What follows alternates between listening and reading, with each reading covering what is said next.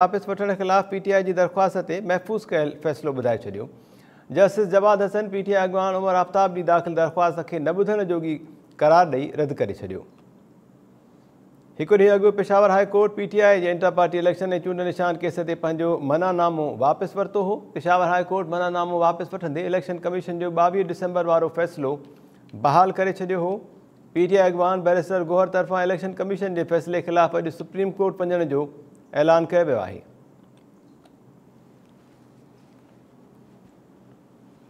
Lahore high court चूंड निशान वापस वठण खिलाफ़ पीटीआई की दरख्वास्त रद्द करे छॾी आहे। लाहौर हाई कोर्ट चूंड निशान बैट वापस वठण खिलाफ़ पीटीआई की दरख्वास्त से महफूज़ कयल फ़ैसिलो ॿुधाए छॾियो।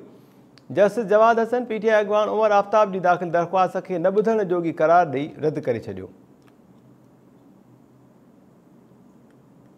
हिकु ॾींहुं अॻु Peshawar high court PTI intra party election ऐं चूंड निशान केस ते पंहिंजो मनानामो वापस वरितो हो।